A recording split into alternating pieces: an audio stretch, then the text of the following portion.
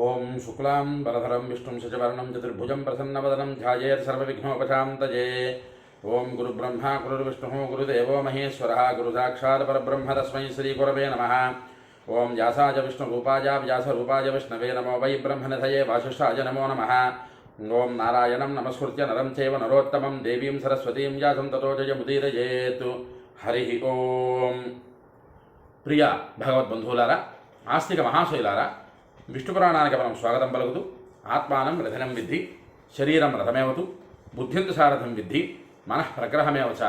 మన ఆత్మ, మన శరీరము, మన బుద్ధి, మన మనస్సు ఇవి అన్నీ కూడా ఒక రథంలాగా మారితే ఆ రథాన్ని అధిరోహించినటువంటి శ్రీమన్నారాయణుడు మనకి సద్బుద్ధిని సద్గతులను కలుగుజేయుగాక అని మరొకసారి మనం స్మరణ చేసుకుంటూ విష్ణు పురాణం మొదటి ప్రథమాంశంలో 21వ అధ్యాయంలో ఉన్నాం. ఈ 21వ అధ్యాయంలో ప్రహ్లాదుని తాలూకా వంశము ఎలా వృద్ధి చెందింది అనేటటువంటి ఘట్టం చెప్పుకుంటున్నాం. మరొక్కసారి పరాశరుల వారు ప్రహ్లాదుని తాలూకా దైత్య వంశ అభివృద్ధి గురించి, దైత్య వంశం ఎలాగా వృద్ధి చెందింది అనేది పరాశరుల వారు విష్ణు పురాణం అంతటి ఉత్కృష్టమైనటువంటి గ్రంథంలో దైత్యుల గురించి, దానవుల గురించి, రాక్షసుల గురించి, వీటి గురించి చెప్పవలసినటువంటి అవసరం ఏమిటున్నది అనేది మనందరికీ కూడా సర్వసామాన్యంగా కలిగేటటువంటి ఒక ధర్మ సందేహం, ఒక అనుమానం. దాన్ని ఇక్కడ పరాశరుల వారు నివృత్తి చేస్తూ ఇల్వలుడు అనేటటువంటి రాక్షసుడు, అలాగే వాతాపి అనేటటువంటి రాక్షసుడు, ఈ పేర్లు తెలుసుకుంటే అసలు ఆ రాక్షసుల తాలూకా ముఖ్యమైనటువంటి ఉద్దేశాలు ఏమిటి, వారు ఎంతటి భయంకరమైనటువంటి క్రూరమైనటువంటి రాక్షసులు, వాళ్ళని ఎవరు ఎలా సంహరించారు. మనం ఇల్వలుడు సంగతి పక్కన పెడితే వాతాపి అనేటటువంటి ఆయన్ని అగస్త్య మహర్షి జీర్ణం చేసేసుకున్నాడు తిని. దాని వివరం, దాని కథ వేరేగా ఉన్నది. అగస్త్య మహర్షి అంతటి ఆయన వాతాపి అనే రాక్షసుని జీర్ణం చేసేసుకున్నాడంటే అగస్త్యుడి తాలూకా శక్తి ఎంతటిది అన్నది మనకి ఇక్కడ తెలుస్తుంది. అంటే రాక్షసులు, దైత్యులు, దానవులు వీళ్ళ గురించి తెలుసుకోవడం ఎందుకండి? అందుకంటే వీళ్ళ ఉత్పత్తి, వాళ్ళ వినాశనము, ఈ రెండు కూడా మనం తెలుసుకోవాల్సినటువంటి ఘట్టాలు. ఏమిటి ఉత్పత్తి? ప్రహ్లాదుడంతటి భక్తి తత్పరుడు తర్వాత వచ్చినటువంటి ఆ అసుర సంతతి ఎంత భయంకరమైనటువంటి రాక్షసులకి జన్మనిచ్చిందో, ఈ అసుర సంతతి కశ్యప ప్రజాపతి తాలూకా సంతతి. సరే, అసురులు సురులు ఆ రెండింటి గురించి పక్కన పెడితే ఇద్దరూ కూడా కశ్యప ప్రజాపతి తాలూకా సంతతి. ఈ కశ్యప ప్రజాపతి తాలూకా సంతతి గురించి ఇక్కడ పరాశరుడు వారు మైత్రేయ మహర్షికి ఉపదేశిస్తున్నారు. ఒక్కొక్కడిని, ఏ రాక్షసుల్ని ఎవరెవరు ఎలాగా సంహరించారు అనేటటువంటిది ఎలాగలో వస్తుంది, అవన్నీ మనం చెప్పుకున్న పురాణంలో. అయితే ఇందులో ఉండేటటువంటిది ఇంతవరకు చెప్పుకున్నది వాతాపి దగ్గర నుంచి, ఇల్వలుడి దగ్గర నుంచి, నముచి దగ్గర నుంచి ఇలాగ చాలామంది రాక్షసులు పుట్టారయ్యా అని చెప్పుకుంటూ సముత్పన్నా సుమహత తపస భావితాత్మన షట్సుత సుమహాసత్వ స్థామ్రాజా పరికీర్తితా అని కిందటి వీడియోలో ఆఖరి శ్లోకంగా మనం చెప్పుకున్నాం. ఈ రాక్షస సంతతి కొడుకులు, మనవలు వందలు వేలుగా ఉన్నారు. మిక్కిలి గొప్పదైనటువంటి తపస్సుతో ఆత్మజ్ఞాని అయినటువంటి ప్రహ్లాద దైత్యుని వంశంలో నివాత కవచులు అనేటటువంటి వారు కూడా జన్మించారు. కశ్యప మునీంద్రుని యొక్క పత్ని అయినటువంటి తామ్రకు మిక్కిలి ప్రభావశాలి అయినటువంటి 6 కుమార్తెలు, బహు ప్రశంసలు పొందినటువంటి వారందరూ కూడా జన్మించారు అని కిందరి ఘట్టంలో మనం చెప్పుకున్నాం, కిందరి వీడియోలో. ఇక్కడ కశ్యప ప్రజాపతికి కొంతమంది భార్యలు ఉన్నారని, అందులో ఒక ఆమె పేరు తామ్ర. ఈవిడికి మిక్కిలి ప్రభావశాలుడైనటువంటి 6 కుమార్తెలు కలిగారని. ఈ 6 కుమార్తెల సంతతి ఎలా పెరిగిందో చూడండి. ఇక్కడ ఈ పరాశరుల వారు ఏదో చెప్పారు, దీని తాలూకా వివరము, ఈ పరాశరుల వారు ఉటంకించినటువంటి విష్ణు పురాణంలో వీటి గురించి తెలుసుకోవాల్సినటువంటి అవసరం ఏమిటున్నది, ఆయన చెప్పవలసిన అవసరం ఏంటున్నది, వినవలసిన అవసరం మనకేంటున్నది, వీటన్నిటికీ ఒక గొడ్డలు పెట్టు ఆకరణ వస్తుంది. ఏంటయ్యా అంటే, ప్రకృతిలో పుట్టినటువంటి ప్రతి ఒక్క పదార్థము బ్రహ్మ పదార్థమే కదా. ఆ బ్రహ్మ నుంచి విడిపడినటువంటి ఆ పదార్థము ఎలా జన్మించింది? మనుషులు, దేవతలు, రాక్షసులు, పశుపక్షాదులు, జలచరములు, ఖేచరములు, ఇవి అన్నీ కూడా ఎలా ఉద్భవించాయి? ఒక్క విష్ణుమూర్తి నుంచి అవన్నీ కూడా పుట్టాయి. పుట్టినటువంటివి వాటి తాలూకా మాతృస్థానం ఏది అన్నది మనం తెలుసుకునేటటువంటి ప్రయత్నం ఇక్కడ చేస్తున్నాం. సరే, ఈ కశ్యప ప్రజాపతి ఒక భార్య తామ్రకి 6 కుమార్తెలు కలిగారని చెప్పుకున్నాం. ఈ 6 పేర్లని ఇక్కడ చెప్తున్నారు పరాశరుడు వారు, జాగ్రత్తగా వినండి. సుఖీ, స్యేనీచ, భాసీచ, సుగ్రీవి, శుచి, గృధ్రిక. సుఖీ సుఖాన జనయ దులూకి ప్రత్యలోకాన్. చాలా చక్కనైనటువంటి శ్లోకం ఇది. ఇక్కడ వీరు 6 కుమార్తెలు కలిగారని చెప్పాం కదా. ఒక ఆమె పేరు సుఖి, రెండవది స్యేని, మూడవది భాసి, నాలుగవది సుగ్రీవి, ఐదవది శుచి, ఆరవది గృధ్రిక. ఈ 6 కుమార్తెలు తామ్ర అనేటటువంటి ఆవిడకి జన్మించారు అంటూ, ఇకపోతే సుఖి అనేటటువంటి ఆవిడ సంతానం ఏమిటి? చిలకలు.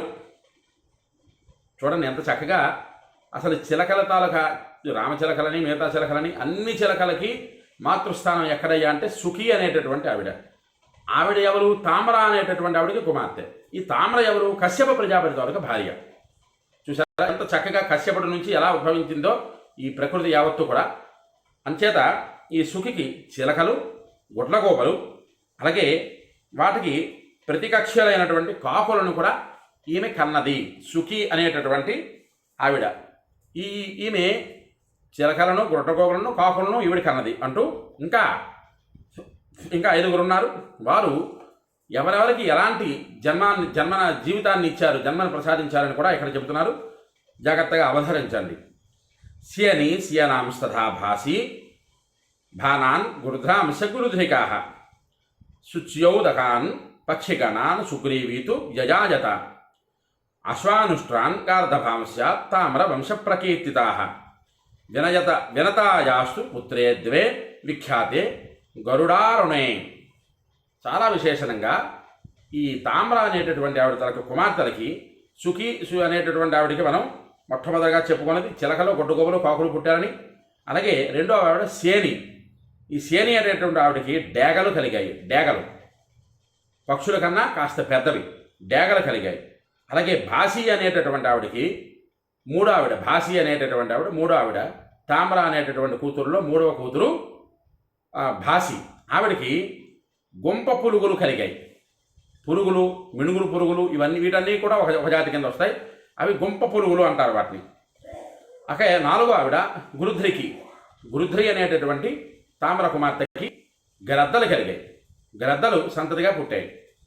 అలాగే శుచి 5వది. ఈ శుచి అనేటటువంటి ఆవిడకి జలపక్షి గణాలు, అలాగే ఈ 5వ ఆవిడకి జలపక్షి గణాలు, జలచరములు, భూచరములలో ప్రయాణం చేసేటటువంటి పక్షి జాతులన్నీ కూడా ఈవిడికి కలిగాయి శుచికి. ఇకపోతే 6వ ఆవిడ సుగ్రీవి. ఈ సుగ్రీవికి గుర్రాలు, ఒంటెలు, గాడిదలు కలిగాయి. ఇలాగ 6 కుమార్తెలు తామ్రకి. ఒక్కొక్క కుమార్తెకి ఒక్కొక్క సంతానం ఎలా కలిగిందనేది ఇక్కడ మనం చెబుతున్నారు. ఈ విధంగా తామ్ర యొక్క వంశం కీర్తించబడింది. అలాగే వినత అనేటటువంటి ఆమెకు కశ్యప ప్రజాపతి తాలూకా భార్యల్లో వినత, కద్రువ, ఆ సెక్షన్ అంతా కూడా మన మహాభారతంలో వచ్చేటటువంటి ఘట్టాలలో చెప్పుకోవచ్చు. ఇక్కడ ఈ విష్ణు పురాణంలో వినత అనేటటువంటి ఆవిడకి 2 కుమారులు కలిగారు. కశ్యప ప్రజాపతికి భార్య అయినటువంటి వినత. వాళ్ళిద్దరు కూడా ఎవరు? అతి సుప్రసిద్ధములైనటువంటి గరుడు, అరుణుడు అనేటటువంటి 2 కుమారులు వాళ్ళిద్దరు వినతకి కలిగారు అంటూ, సుపర్ణ పరతాం శ్రేష్టో దారుణ పన్నగాశన సురసాయాం సహస్రంతు సర్పాణ మమితౌజసాం అన్నది ఇక్కడ చెప్పారు. వారిలో సుపర్ణుడు అనేటటువంటి వాడు పక్షులలో రాజు, పక్షీంద్రుడు అంటారు, పక్షిరాజు అంటారు. ఆయనకి మహాభయంకరమైన వాడు ఆయన. తల్లి తాలూకా దాస్య శృంఖలాల నుంచి విడిపించినటువంటి మహానుభావుడు ఆ సుపర్ణుడు అంటే గరుడు. అలాగే పాములే ఆహారంగా కలిగినటువంటి వాడై ఉన్నాడు అని చెప్పుకుంటూ, ఇకపోతే మరొక ఆవిడ సురస. ఈ సురసకి మిక్కిలి ప్రభావమైనటువంటి 1000 తలలు కలిగినటువంటి సర్పాలు పుట్టాయి అని చెప్తున్నారు ఇక్కడ ఈ ఘట్టంలో. సరే, ఇక నా కద్రువ అనేటటువంటి ఆవిడికి సర్పాలు పుట్టారని చెప్పారు. ఈ కద్రువ, సురస పేర్లు కాస్త తేడా వస్తున్నాయి. కానీ పురాణ విషయాలకు వచ్చేసరికి ఈ విష్ణు పురాణంలో సురస అనేటటువంటి ఆమెకి సహస్రంతు సర్పాణ మమితౌజసౌ 1000 రకాలైనటువంటి ఒక్కొక్క రకమైనటువంటి ఒక్కొక్క తల కలిగినటువంటి భయంకరమైనటువంటి విష సర్పాలు 1000 రకాలుగా జన్మించాయి అంటూ అనేక శిరసాం బ్రహ్మన్ ఖేచరాణాం మహాత్మనాం కార్ద్రవేయాస్తు బలిన సహస్రమమితౌజసః. ఓ బ్రాహ్మణోత్తమ మైత్రేయ మహర్షి, అవి ఎక్కువ శిరస్సులు గలవి. ఏవి? ఈ పాములు. అలాగే అవి ఎక్కువగా గగనంలో ఆకాశంలో ఎగరగలిగేటటువంటివి, చాలా పెద్దవైనటువంటివి అనేటటువంటివి ఆ సురసకి జన్మించాయి అంటూ, పూర్వకాలంలో పాములకి రెక్కలు కూడా ఉండేవి. ఆకాశ మార్గంలో కూడా ప్రయాణం చేస్తూ భూమార్గం గుండా ప్రయాణం అవుతూ ఉంటాయి అవి. అయితే కద్రువ సంతతి గొప్ప తేజస్సు కలిగినటువంటిది, ఓజస్సు కలిగినటువంటివి, మహాబలవంతులైనటువంటి 1000 సర్పాలుగా ఇక్కడ మనం తెలుసుకోవలసినటువంటి 2 విషయాలు. ఒకటో విషయం, సర్పాలు జన్మించి పుట్టినటువంటి సర్పాలు గగన మార్గంలో ఎగరగలవు, భూచర మార్గంలో తిరగగలవు అని చెప్పుకుంటూ సురస, కద్రువ 2 పేర్లు ఇక్కడ ఉటంకించారు పరాశరుల వారు. అయితే వీరిద్దరు ఒకటా గురువుగారు అంటే, కద్రువ గురించి ఎక్కువగా మహాభారతంలో చెప్పారు, సురస గురించి చెప్పారు కానీ తక్కువగా చెప్పారు. కానీ ఇక్కడ మాత్రం సురసకి కద్రువకి మహాభయంకరమైనటువంటి విషసర్పాలు జన్మించాయి అని చెబుతూ, సుపర్ణవశగా బ్రహ్మన్ జిజ్ఞరే నైకమస్తకా తేషాం ప్రధానభూతస్థు శేషవాసుకితక్షకా శంఖశ్వేతో మహాపద్మ కంబలాశ్వ తరౌ తథా ఏలా పుత్రస్తథా నాగ కర్కోటక ధనుంజయౌ ఏతే చాన్యే చ బహవో దండశోక విశోల్బణా. కద్రువకు పుట్టినటువంటి వారి పేర్లను ఉటంకిస్తున్నారు ఇక్కడ పరాశరుల వారు. ఎవరెవరు విషసర్పాలు కద్రువకు పుట్టారు అంటూ, అవన్నీ కూడా పలు తలలు పాములుగా పుట్టాయి. గరుత్మంతుని తాలూకా ఆధీనంలో ఉండిపోయాయి. నాగులలో ప్రసిద్ధమైనటువంటి వారు శేషుడు, వాసుకి, తక్షకుడు, శంఖుడు, అలాగే శ్వేతుడు, శంఖశ్వేతుడు, మహాపద్ముడు, కంబలుడు, అశ్వతరుడు, ఏలాపుత్రుడు, నాగుడు, కర్కోటకుడు, ధనుంజయుడు అనేవారు. వీరు మిగిలిన సర్పాలు కూడా, వీరితో పాటుగా మిగిలిన సర్పాలు కూడా విషం కలవి, కఠినమైనవి అని ఇక్కడ పరాశరుల వారు ఉటంకిస్తూ ఆ మైత్రేయ మహర్షికి చెబుతున్నారు. గణం క్రోధవశం విద్ధి తస్యాః సర్వే చ దంష్ట్రిణః స్థలజాః పక్షిణోబ్జాశ్చ దారుణాః పిశిదాశన క్రోధాతు జనయామాస పిశాచాంశ మహాబలాన్ అని చెబుతున్నారు. ఇకపోతే కద్రువకి ఇంకా సంతానం కలుగుతూ క్రోధవశం కలిగినటువంటి వారై, ఆ సంతతికి అందరూకి కోరలు కలిగినటువంటి వారై, కద్రువకు పుట్టినటువంటి వారందరూ కూడా విషసర్పాలు, భూచరాహ కేచరాశ భూమి మీద చరిస్తూ, కేచరం గగన మార్గంలో కూడా చరిస్తూ ఉంటాయి. వాటన్నిటికీ కూడా కోరలు, భయంకరమైనటువంటి విషసర్పాలతో కూడినటువంటి కోరలు కలిగినటువంటివై ఉన్నాయి. అవి నేలపైన సంచరించగలవు, రెక్కలు కలిగినటువంటివై ఆకాశంలో విహరించగలవు. అలాగే నీటి యందు జన్మించినట్టివై జలసంచారం కూడా చేయగలవు. మహాభయంకరమైనవి, మాంసం ఆహారంగా కలిగినట్టువి, క్రోధ మహాబలవంతులైనటువంటి పిశాచాలని కన్నది అని ఇక్కడ చెబుతున్నారు. సరే, ఇక్కడ పురాణంలో కద్రువ అనేటటువంటి పదం వాడారు కానీ అక్కడ కాదు. క్రోధ అనేటటువంటి ఆవిడికి, ఈ కశ్యప ప్రజాపతి తాలూకా భార్య క్రోధ, ఇక మరొక భార్య పేరు. ఈ క్రోధ అనేటటువంటి ఆవికి మహాభయంకరమైనటువంటి పిశాచాలు కలిగినవి సంతానంగా అంటూ, గాస్తువై జనజామాస సురభి మహిషాంస్తథ ఇరా వృక్షలతావల్లి తృణజాతీశ్చ సర్వశః ఖనాతు యక్షరక్షాంసి మునిరప్సరస్తథ. ఇకపోతే ఇంతవరకు రాక్షసులు, పిశాచాలు పుట్టాయని చెప్పుకున్నాం కదా. ఇక్కడ వచ్చేటటువంటివి సురభి గోవులని కన్నది, మహిషాలని కూడా కన్నది. జాగ్రత్తగా పట్టుకోండి. ఇక్కడ పరాశరుల వారు చెప్పేటటువంటి వివరంలో రాక్షసులని చెబుతూ, అలాగే ప్రకృతికి మంచి చేసే వాటి గురించి కూడా ఉటంకిస్తున్నారు. ఇక్కడ పరాశరుల వారు చెబుతూ, కశ్యప ప్రజాపతి తాలూకా భార్య సురభి అనేటటువంటి ఆవిడ గోవులను, మహిషాలను కూడా కన్నది. ఇరా అనేటటువంటి ఆవిడ వృక్షాలను, లతలను కన్నది. అలాగే అనేక విధాలైనటువంటి తృణజాతులను ప్రభవింపజేసింది. ఖనకు యక్షులు, రాక్షసులు కలిగారు. మునికి అప్సరసలు జన్మించారు. ఇంతవరకు మనం చెప్పుకొని ఆపుకుందాం.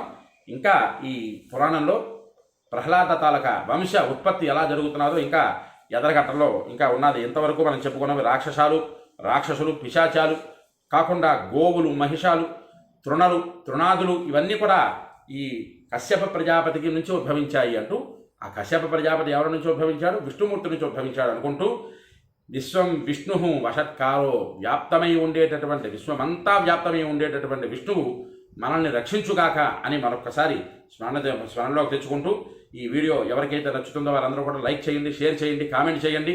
మీ తాలూకు అమూల్యమైనటువంటి సపోర్ట్ని మాకు ఇవ్వండి. యూట్యూబ్ ఛానల్ సబ్స్క్రైబ్ చేసుకొని ఆదరించండి. విష్ణు పురాణాన్ని మీరు వినండి, తరించండి, 10 మంది చేత వినింపజేసి తరింపజేయండి. హరి ఓం స్వస్తి.